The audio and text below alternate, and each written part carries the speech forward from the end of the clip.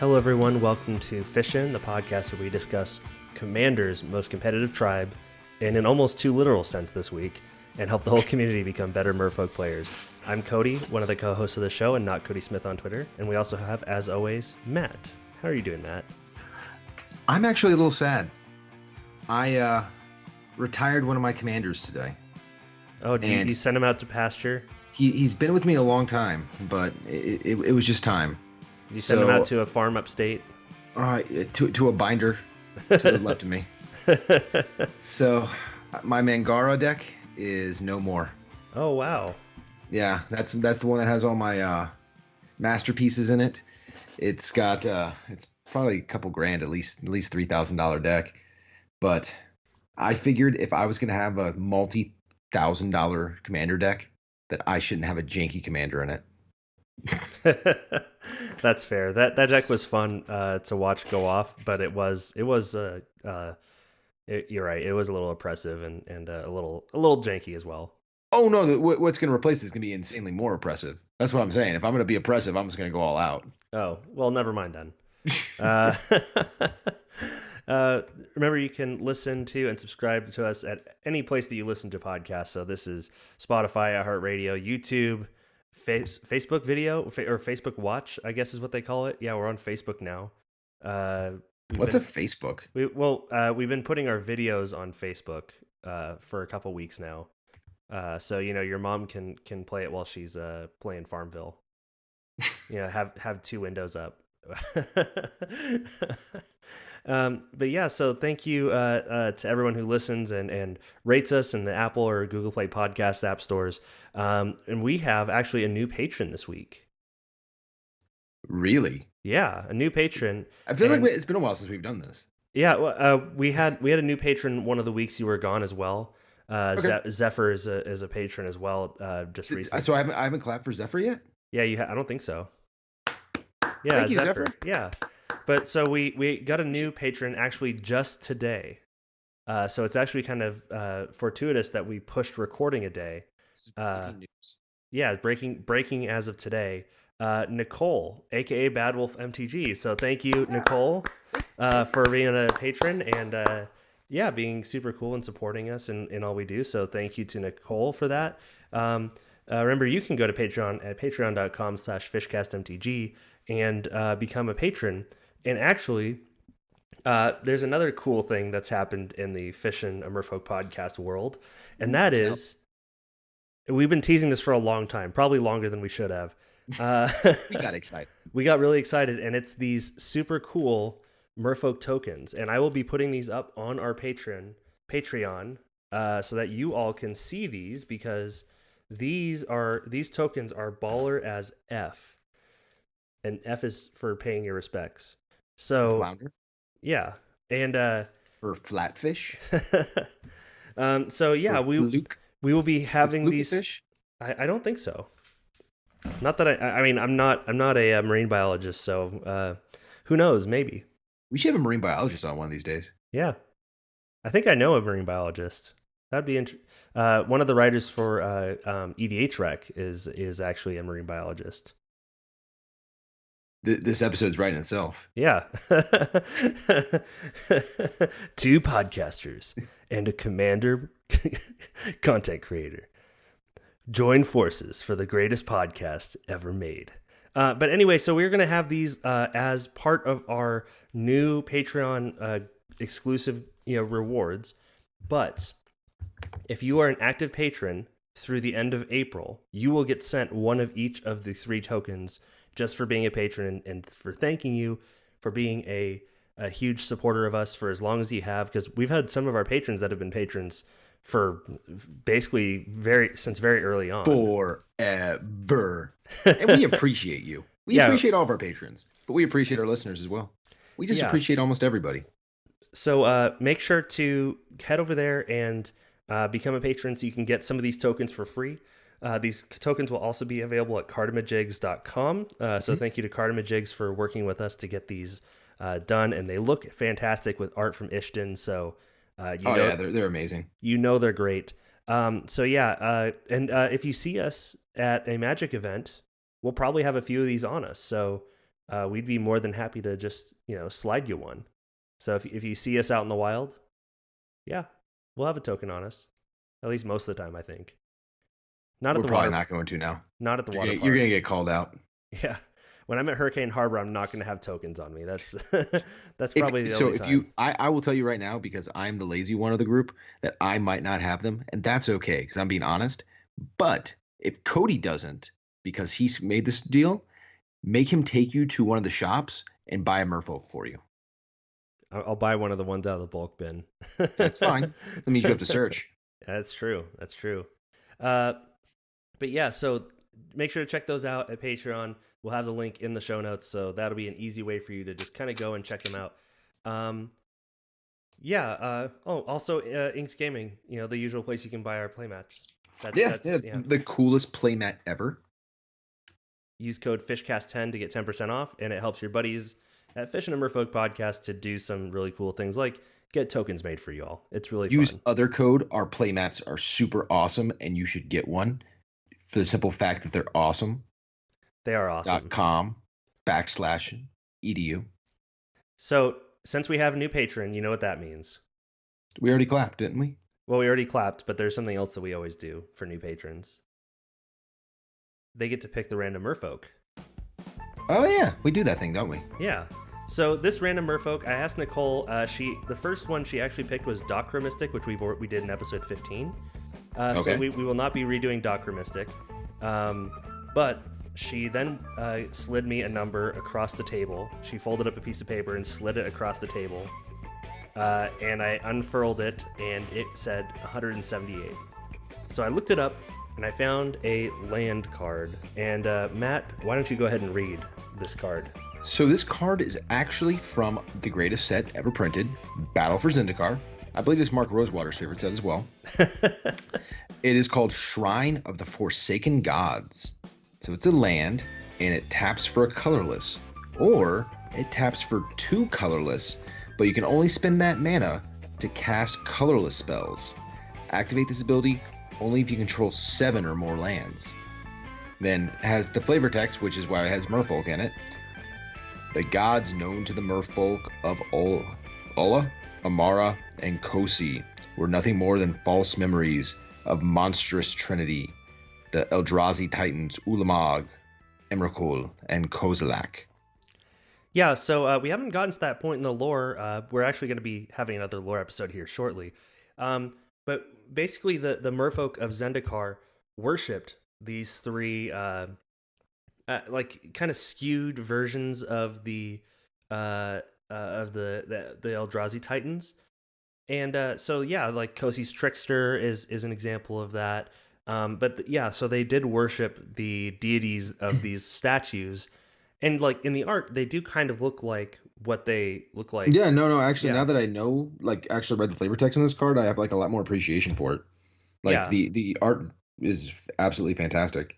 Yeah, and it's a really cool art, but this card. Actually, you know what really stinks though is I wish these 3 statues were actually real characters in the storyline, because they look really good. Yeah, I mean, if you look into the lore of especially original Zendikar, they do discuss them, and they do discuss the Merfolk's relationship with the gods. However, I mean, that's not really expressed very much in gameplay, and this card and cards like Kosi's Trickster, and there's a few other cards in Battle for Zendikar where flavor text kind of explains their relationship a little bit better as well. But real quick, this card is such hot trash when it comes to an actual card, though. Yeah, no, it's like a fixed Eldrazi. What's that one? Monument. Eldrazi Monument. It's a fixed Eldrazi Monument. Yeah, I'm reading. I haven't read this card probably since Battle for Zen, so that's been what, 5 years or so? Yeah, 4 years, whatever. 4 years, I think. And I'm reading. I'm like, wait a second. It's like Soul Land. When did this? How did I miss this? Why is this not played? And I kept reading. I'm like, 7 or more lands. I'm like, oh. And you can only cast colorless spells on top of that. Well, you know what? I think the colorless spell thing is absolutely fine. But the fact that it's 7 or more lands is the other downside to it. Is way too much. This shouldn't be a rare. This should be uncommon, or maybe even just common. It's a rare for story purposes, basically. I mean, there's really no reason, like you said. I mean, this could be an uncommon, and it would be fine. Like I can't imagine a deck that this would ever go in, except for like maybe like a colorless commander deck where you just need like colorless lands to Yeah, chuck in there. basically. Yeah, your Karn Silver Golem EDH deck. Yeah. Of course, we have wastes now, so I guess you don't even need it then. You can actually play basics. Well, I mean, you'd still do this. I mean, because it's tapped for colorless if you're in a colorless deck, and then it's ramp once you get past 7 lands, which is something you can do In in Commander. Commander. Yeah. So, I mean, yeah, you play it. It's probably like a nickel on TCG Player or something like that. What is this thing? My app says 50 cents, but you're probably right. You can probably get it for a lot less. 25, 50 cents. I mean, Yeah. sure. Like you're not breaking the bank for it. Whatever. It's Yeah. fine for Commander, I guess. It's the cost of the stamp, essentially. It's not worth the envelope it was shipped in. Really not. All right, so the consensus on Nicole's random Merfolk card is I like Nicole. I just don't like no. her, Nicole is great. If you her haven't random checked out, Merfolk card. yeah, she has lots of videos on YouTube as well. YouTube.com/badwolfmtg. Yeah, check them out. But this card, it's not her fault that she picked this card. It's just she's a victim of the system. I like that. We're gonna have to use that going forward. Yeah, that'll be most people that pick random Merfolk cards. Yeah. All right, so we're gonna go into our main topic, which is Competitive EDH. And I'm actually going to let Matt drive on this one because he's while I play Legacy and Modern and I love playing competitive decks and stuff, Matt like really loves this stuff. He's all about shutting people out. It's fun to watch it, the childlike glow on his face when he's like looping Norins to kill you. It's so much fun. Well, and that's the funny thing is like we're gonna talk like real competitive EDH and what it actually is. So more often than not, the decks I don't really play those decks anymore. Ever since Russell came on the show a while ago, I decided that I took apart all my good decks and just put all janky decks together. But I do still have some really, really good decks. And that was actually why I kind of alluded to it when we were first starting, is that like my main like super good deck was still a little janky, being Mangara. And doing research for this show, I'm like, you know what? If I'm gonna have a really good, powerful competitive deck, I'm gonna actually just make one and take the Mangara garbage out of there and just make a super strong stacks deck. So that's what's occurring. So we're gonna make it Azorius, and we're gonna put our counter and control magic in there, and I already have all the top tier stacks cards, so it's gonna be good. I'm glad to hear it. Yeah. So, but I think that brings a good point. That's actually a good segue into what I wanted to talk about, Kody. Is that there is this common misconception that good EDH is competitive EDH, and that's just not true. So, competitive EDH, you know what? Sheldon posted a MTG Salvation post. So I'm going to read that to kind of give a breakdown of what kind of tiers of EDH are, to kind of give a little bit more context to what competitive EDH is. So competitive EDH, he calls it a 4-star decks. And this category includes most everyday folks playing series competitive games. And then we're going to talk about that here in a little bit. So the next level down, they call almost competitive. This is where we have decks that include a lot of competitive EDH elements, but aren't quite as powerful or as consistent enough to qualify for the above category because of budget constraints, stylistic choices, builders inclusions, and or incompetence. So I like that and or incompetence because that probably is me quite a bit of the time.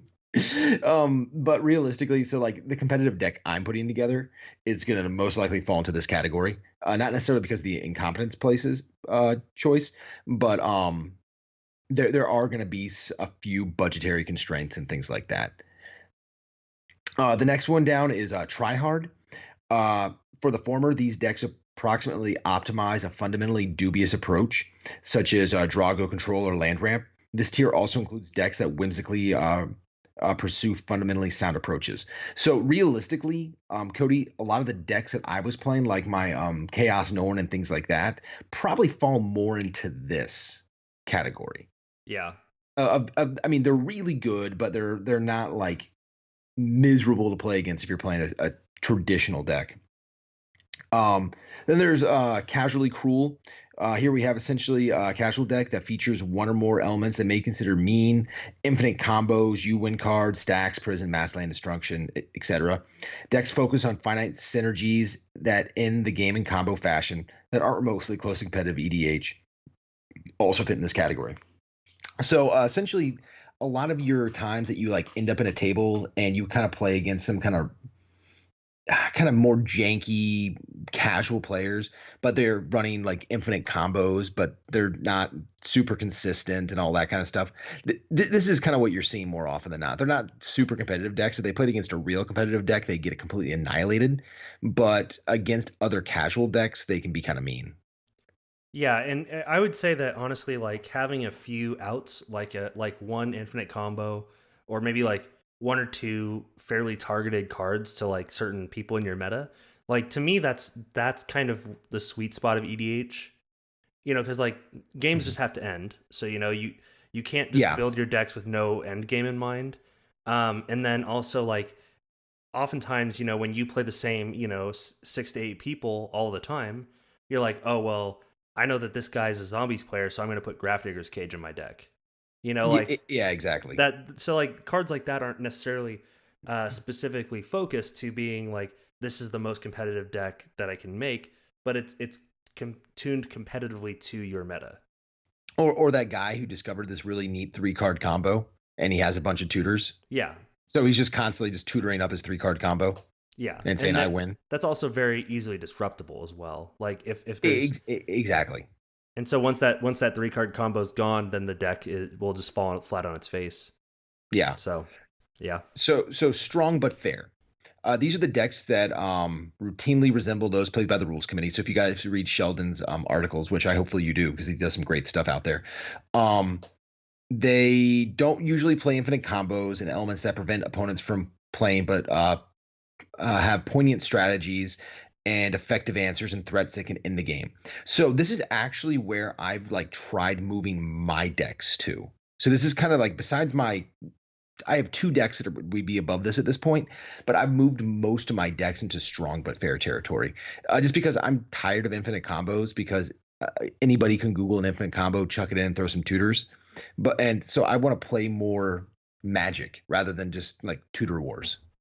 Yeah, and I mean tutors are fine. I still play them. I'm just not tutoring out infinite combo pieces at this point. Yeah, it's tutoring for the specific situation that you're in, not necessarily going like, well, once I get these 3 pieces, then that's it. Yeah, or I assemble a strong board and I tutor for my oh shoot, what's that blue evac card that everybody hates? Cyclonic Rift. Cyclonic Rift, thank you. And then just I end the game because I bounce everybody's boards and I have a giant board myself and I just win. So the next one is Underpowered. This category covers a variety of decks that perform worse than strong but fair lists. The precons go here. So you can open them up and you can play.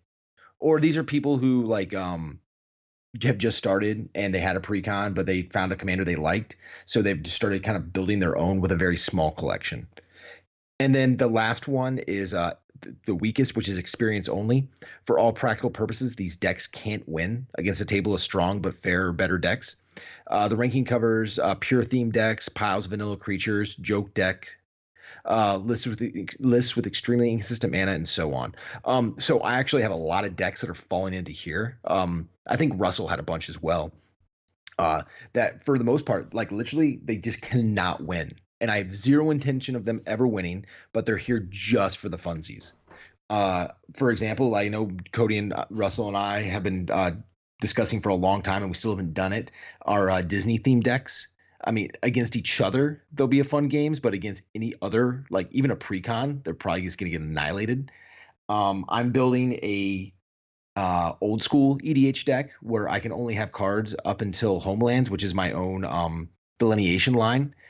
And again, I'm going to have a ball playing it, but I'm going to get steamrolled. And that's okay. Yeah.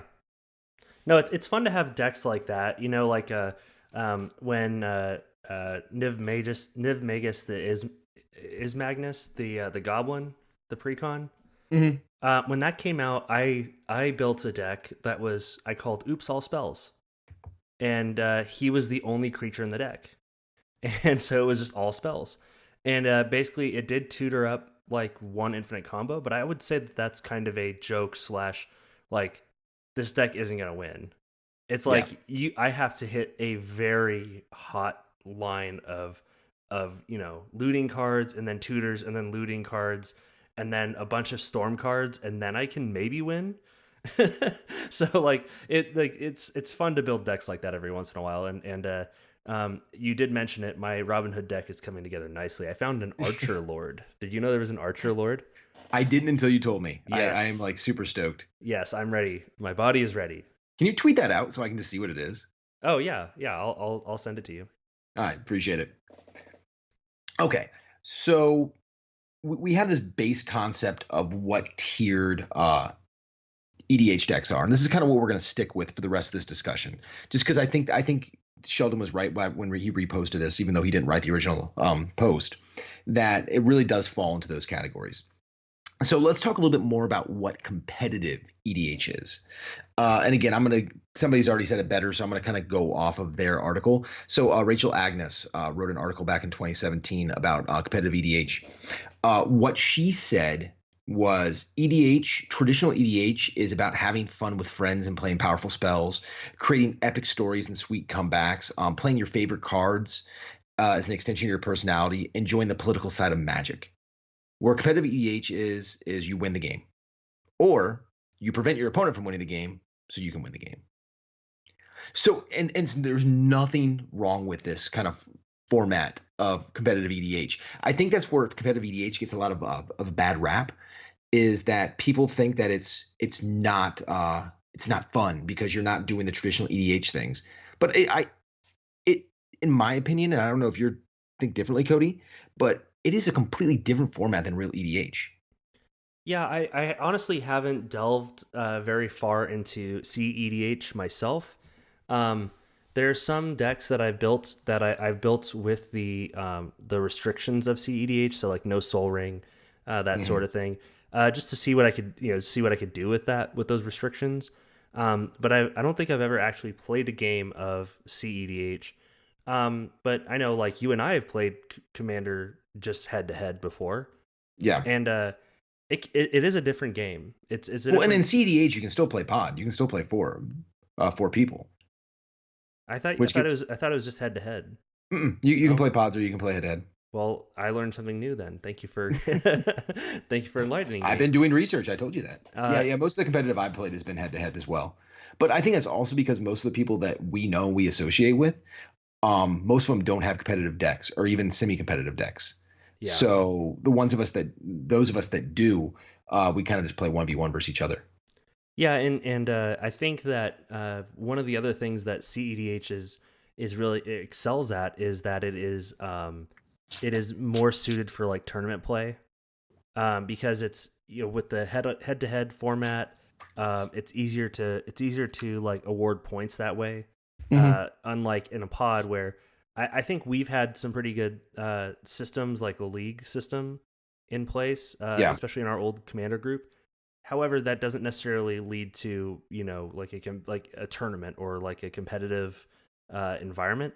So with CEDH, you can have a quote unquote commander tournament and have like the results be like completely final. Like, nope, you got the point and you advance. Yeah. That's it. So, and the thing about CEDH compared to traditional EDH, which is most people are going to be playing, is that you're not going to have as much variety because there are just certain commanders and certain deck lists that are optimized. So I would think about CEDH as more of vintage or legacy to a certain extent, where you're going to have your main like 8 to 10 decks that mostly everybody's going to play. I mean, obviously it's 100 card singleton, so there's going to be some variation of it. But for the most part, the decks are trying to do the same exact thing.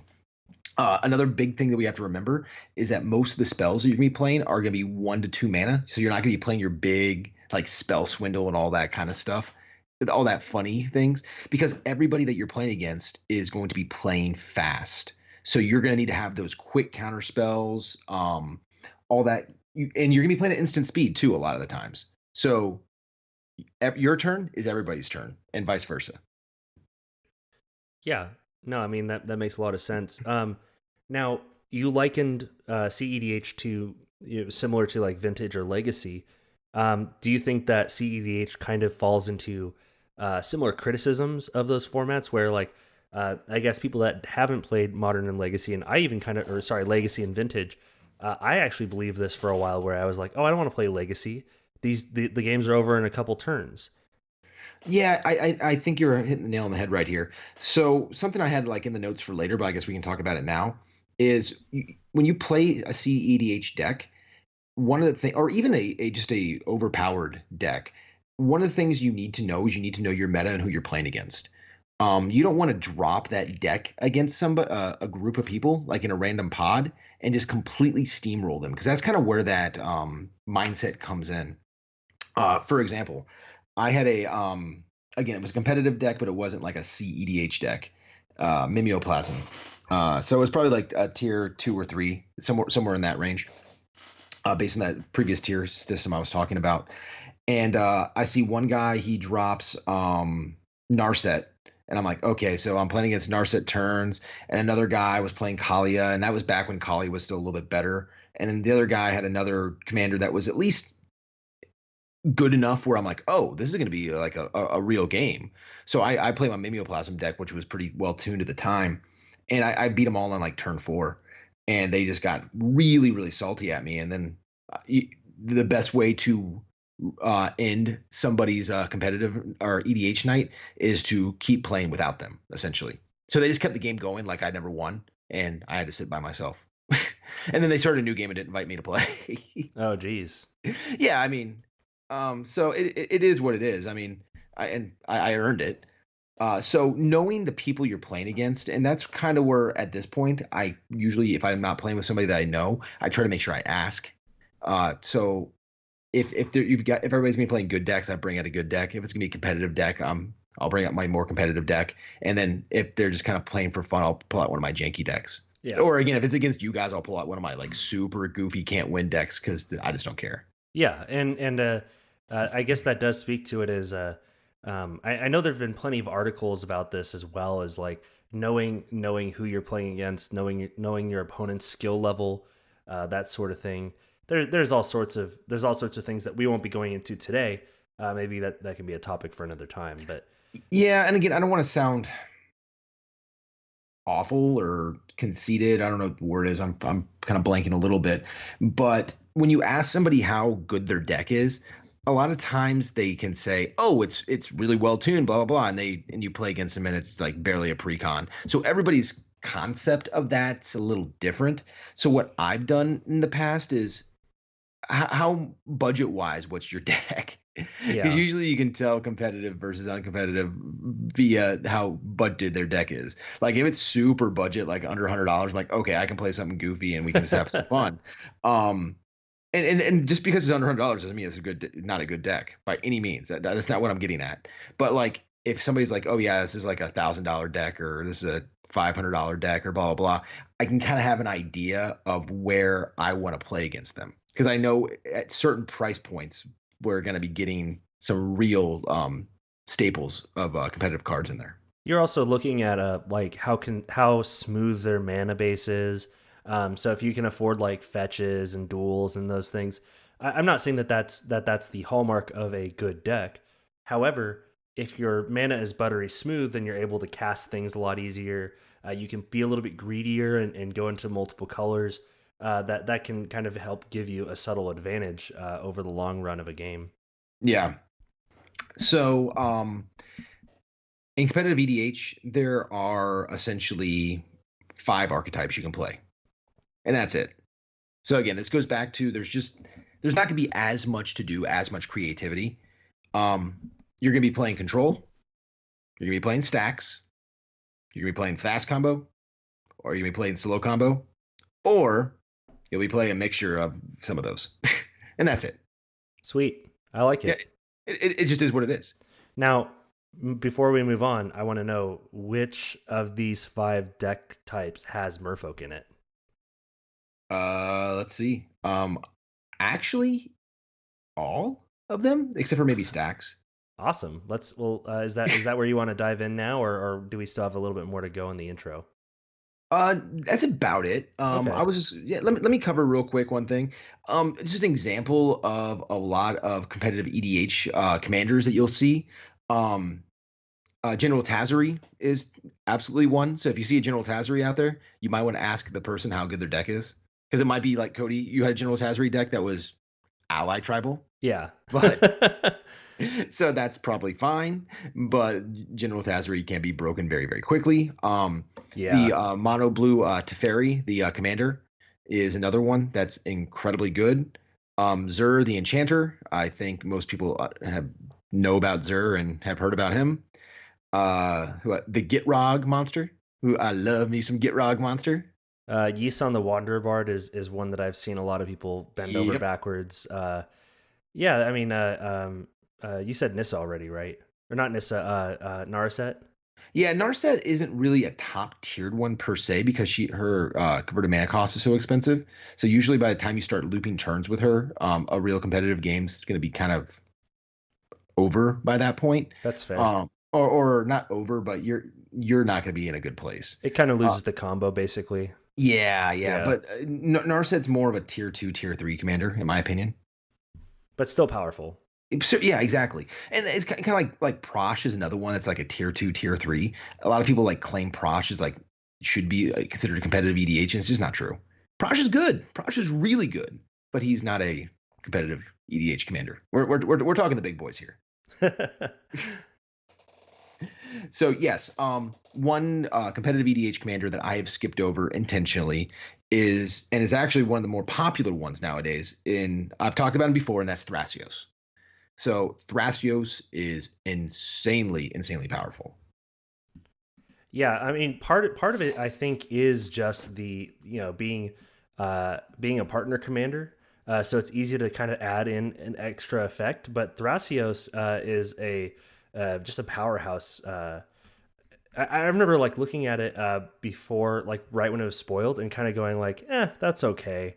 But for those of you who don't know Thrasios, it's green and a blue for a 1/3 Merfolk wizard, and it has 4 scry 1. Then reveal the top card of your library. If it's a land card, put it on the battlefield tapped. Otherwise, draw a card. And it has partner. So one of the things you have to realize is it's a colon. It's not a tap ability. You can do it as many times as you want as long as you have the mana.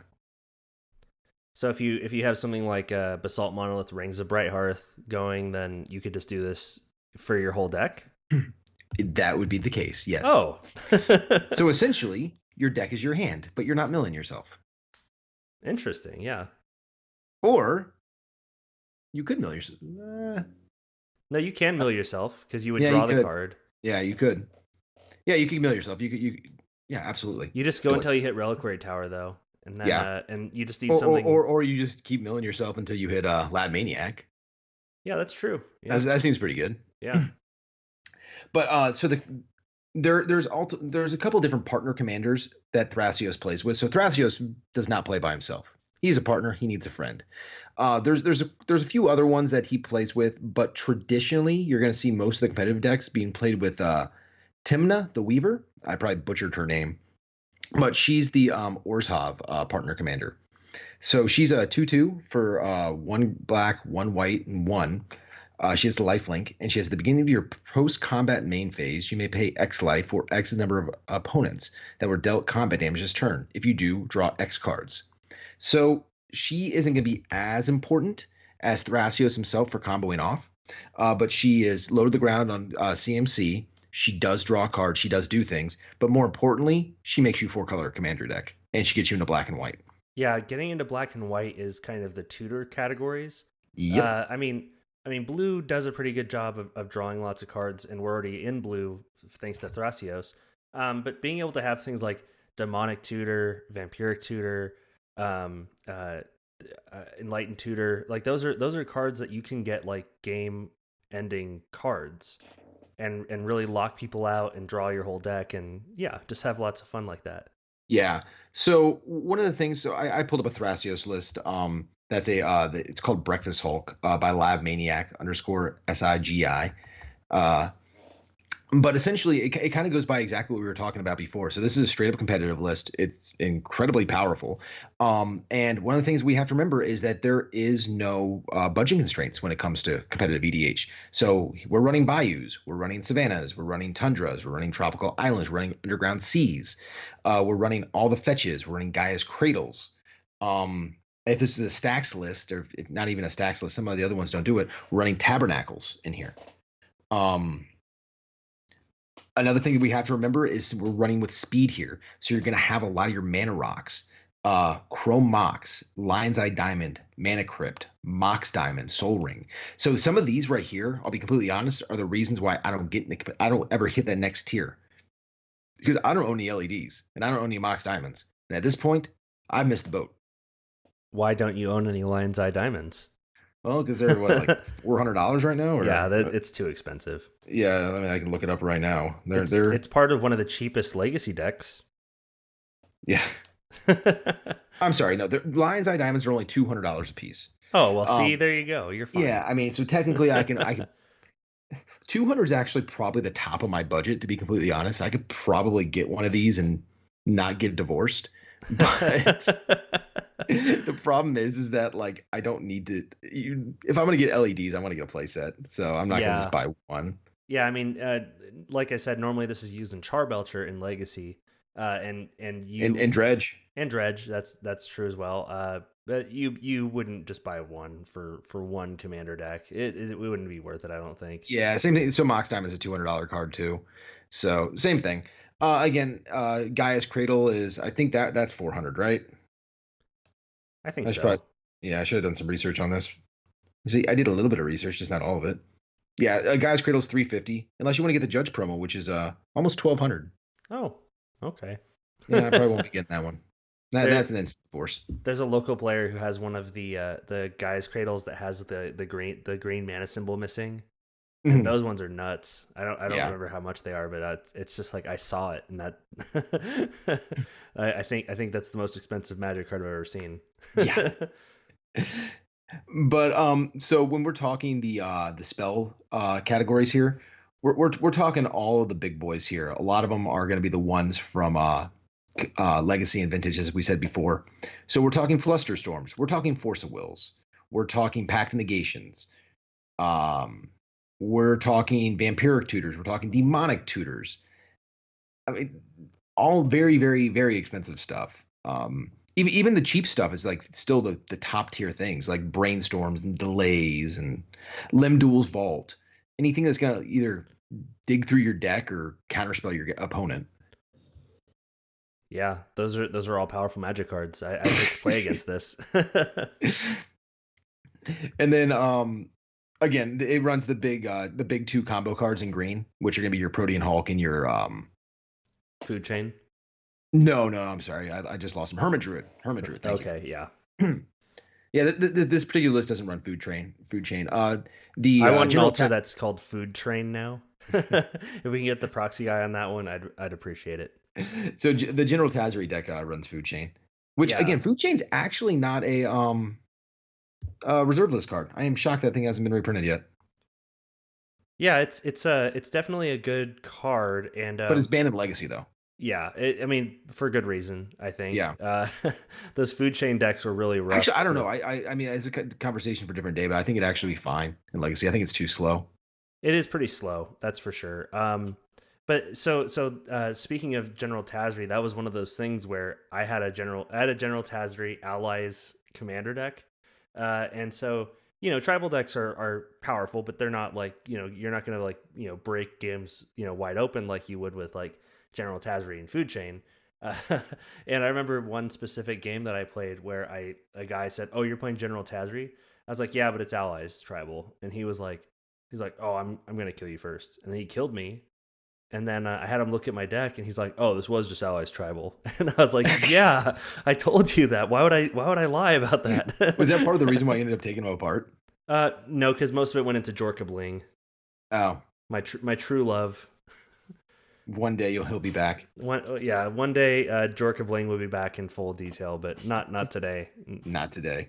Not soon. So two other very expensive cards I wanted to bring up on the sorcery side were one is going to be Imperial Seal. So it's going to be your second slightly worse version of a Vampiric Tutor that costs 3 times as much as the Vampiric Tutor. Yep. And then one piece of magic that a lot of people forget that is legal in Commander is there is one of the Power 9. And that is Time Twister. Ooh. Time Twister is 100% legal in Commander. I don't know. Again, that's the one where Sheldon always gets me. Is that he banned a lot of the power and more expensive cards out of the format because too expensive cards shouldn't be there because it ruins the format for people who don't have them or something along those lines was his reasoning. But Tabernacle and Time Twister are still legal. It doesn't make sense to me. Yeah, I mean, Time Twister's a fun magic card. 2 and a blue, each player shuffles his or her hand and graveyard into his or her library, then draws 7 cards. So basically, semi-restart the game, soft reset. Soft reset. Yeah. I don't know. I've been on the hype train for a while that Library of Alexandria should be unbanned. I think that's a completely fair magic card for a Commander, even though it's another like $1,000+ card, but 100% should be unbanned. All right, so now we've gone through this deck. Now Thrasios doesn't run a whole lot of Merfolk, does it? It's not. We're not talking. No. Yeah. We're not talking Merfolk decks here. Sorry. Yeah. So what's the next one that you wanted to discuss? So I real quick, I did want to discuss Thrasios win conditions. That since we discussed. Oh yeah, let's do that. Yeah. So Thrasios is a combo deck. As fast a combo as you can play. So essentially, the biggest win con here is the Hermit Druid combo. So what you do is you activate your Hermit Druid. So he taps to and you search your library until you find a basic land card, and the rest go into your graveyard. But this deck doesn't play any basic lands. So essentially, you tap Hermit Druid and you just dump your library into your graveyard. Then Narcomoeba triggers, and then you put Narcomoeba onto the battlefield, and then you use Fate Stitcher's Unearth ability to return it from the graveyard to the battlefield. And then since Fate Stitcher gains haste from Unearth, we tap it to add 3 mana, and we use this to play Unearth's cost. And then we flashback Dread Return, sacrificing Hermit Druid, Narcomoeba, and Fate Stitcher. Then return Muldrotha or whatever. And then there's just like a million different ways you can just win. So essentially, I mean, you combo very, very quickly, and then you make people's and you win the game. And you do that by having your Lion's Eyes, which give you really quick mana, and you throw everything in the graveyard anyway. And then you protect your combo with all the counter magic we talked about, and then you tutor it out with all the tutor magic we talked about. Sounds good. I mean, yeah, there's just so many ways you can kind of customize with the pieces. But you kind of gave away most of the parts to it, and that's fine. We're here to help. We're here to help. So anyway, we're not going to talk anymore about Thrasios, at least today. I'm sure we'll talk about him in the future. But that's essentially how Thrasios works. I mean, there's other combos you can put in there. Cody mentioned Food Chain is another one you could potentially do. But he is going to be your tier 1, no holds barred, best competitive commander. So if you want to play competitive commander and you want to play a Merfolk, you're playing Thrasios. Now, we did want to talk about, because most of the people listening to this show, and most people in general, don't play competitive CEDH, realistically. But they might want to build like a really, really, really fine-tuned EDH deck. So we have a few that we flagged as potential top-tier Merfolk that we believe would be probably in the 2nd or 3rd tier of EDH cards, or EDH commanders. Yeah, and these are just solid decks. We're not talking about combo. We're not talking. I mean, maybe there's a little bit of combo in here. There's definitely be combo. It wouldn't be EDH if there wasn't a little bit of combo.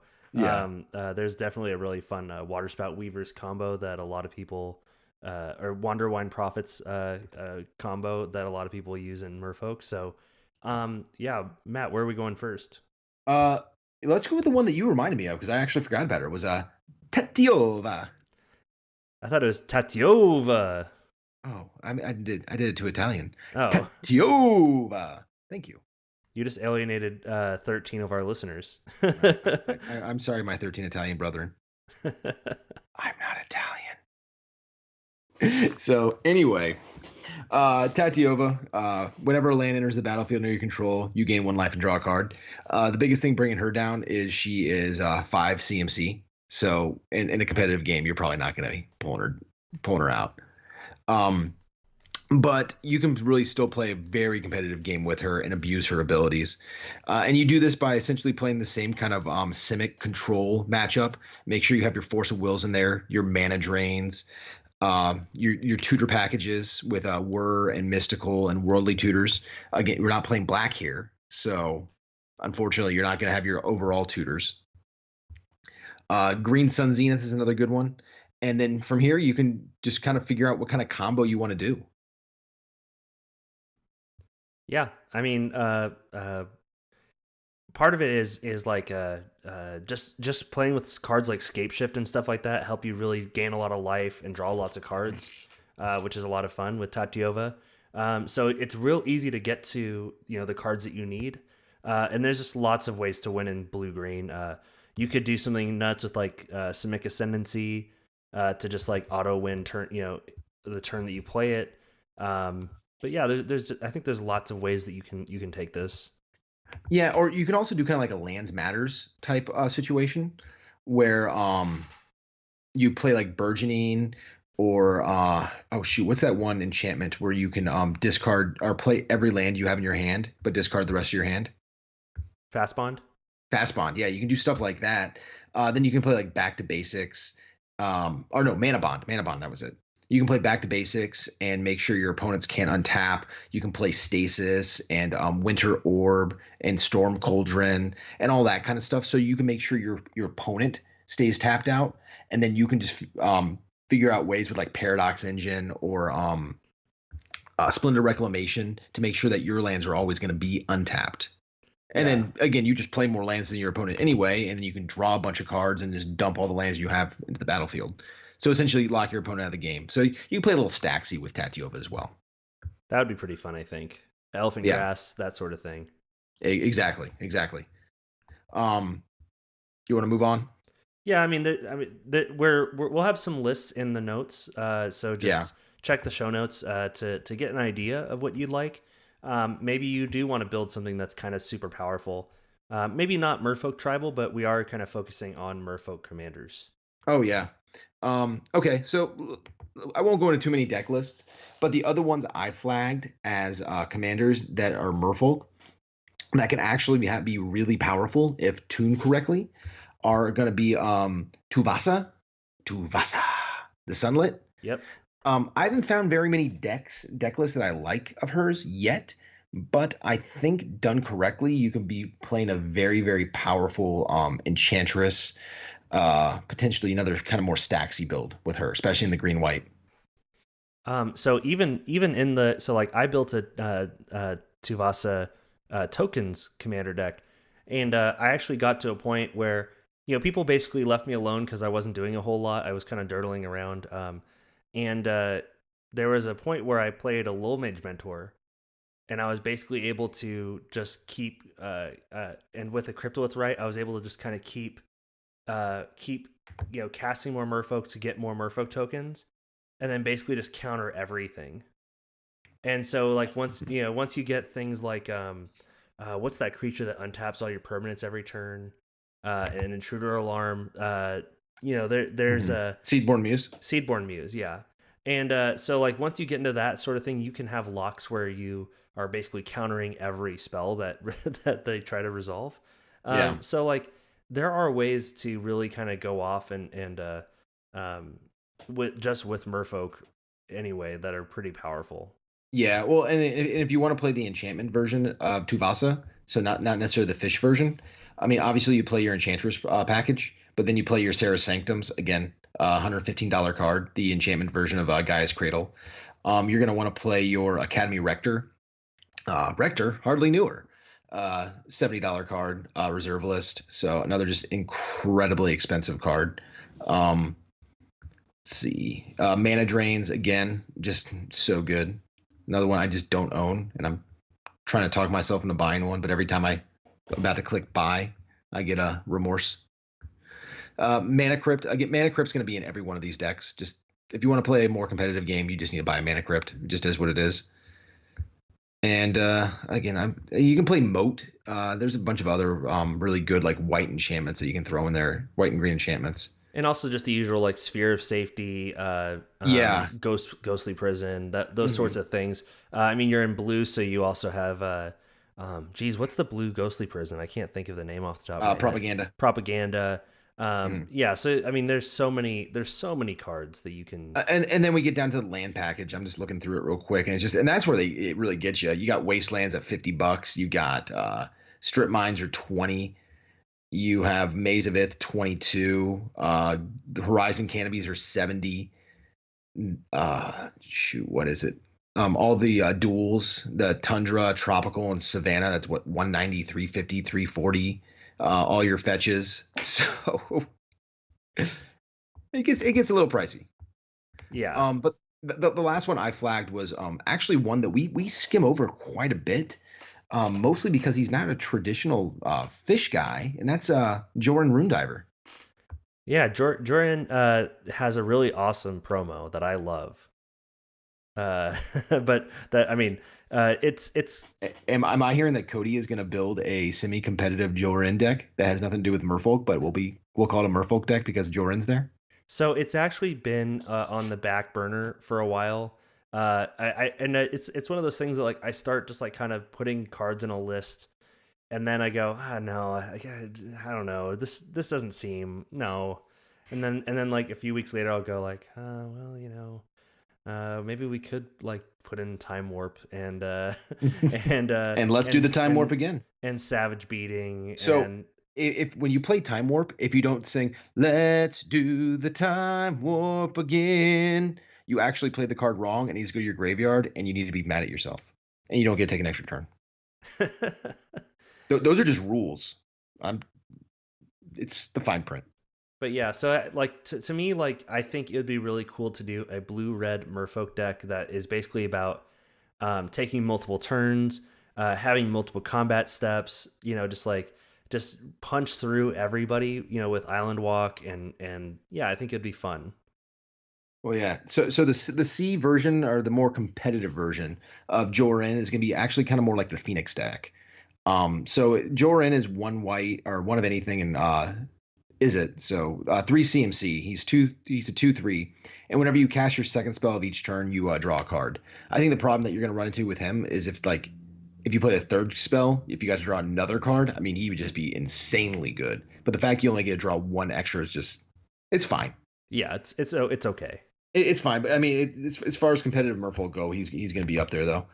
And then again, you just play kind of your Phoenix package, a lot of like low to the ground, burn and blue spells. You make sure you get your extra cards, and then you kind of start swinging in. Or again, you can play some sort of combo package as well. Again, since you're in red, you're going to be probably running Wheel of Fortune, which is again 110, and most of the same stuff that we talked about before. Yeah, but fun stuff. But yeah, I mean that's CEDH, or at least more competitive. Again, I just want to reiterate: just if you're gonna do it, it's a ton of fun. I highly recommend it. But one, make sure you actually have the budget to do it. Don't put yourself in financial straits to play this kind of a format because it's just not worth it. But if you have the money or you just have the collection to be able to do it, go for it. But just make sure that when you play against other people, you play against other people who are on that same kind of power level. Yeah, I definitely agree with that. It's a fun format. I know that you and I have we haven't necessarily, like I said before, haven't necessarily played CEDH, but we have played very highly competitive decks against each other, and I find it just a lot of fun to pull off the gloves every once in a while and just really do some bare knuckle boxing. Go some fisticuffs. Yeah, throw down gauntlets, if you will. But yeah, do we want to talk about anything else before we ship out to sea with this premise? We can talk about MySpace again if you want. I mean, I don't know. I still haven't gotten on and made the fishcastmtg MySpace page, so somebody might be slandering us as we speak. But God. The social medias that you can find us at are Twitter, Instagram, and Facebook is at fishcastmtg. Make sure to talk to us there about maybe like what your favorite like oppressive commander cards are. We want to hear what you are playing, so maybe we can find new cards for our decks. It'd be a lot of fun to see what you all are playing. I will send anybody who can prove that they make us a MySpace page and actually put a little bit of effort into it, a playset of tokens out of my own pocket. Yep, there you go. You heard it. Heard it. And Matt's cheap. Yeah, make us a MySpace account and then turn over the account to us, and you will get a playset of these wonderful tokens. Absolutely. You can, like I said, you can email us at fishcastmtg@gmail.com if you have a longer form of question. Our cover art was made by Tess and Hunter Pruitt, and our logo and stream art was done by Ishton on Twitter, as well as our animated intro by Jake Boss MTG. I'm personally not Kody Smith on Twitter. Where can we find you? I am at Matthew Caudill 8 all over the twit. And if you like what we're doing here, please rate and subscribe in the Apple or Google Play podcast app stores, as well as find us on Patreon at patreon.com/fishcastmtg, where you can become a patron, not unlike Nicole and Zephyr and all these really cool people. They're all great. I like them. Yeah. Also, I haven't plugged this in a while, but I do a cartoon show called YouTunes on YouTube. You can check that out. We recently did an episode about the old Cartoon Network stuff, and I'm actually going to be on an episode of it'll be coming out just after this episode airs on Thursday. I'll be on a show called Cult of Films, where John goes over films with cult status, and so the film I'm going to be discussing with him is Labyrinth. So that'll be a fun one. Yeah, that's such a fun movie. It's all about perspective. You come inside for a cup of tea. But thank you everybody for coming to hang out and talk Merfolk with us, and we will see you all next week. Have a good night, everyone.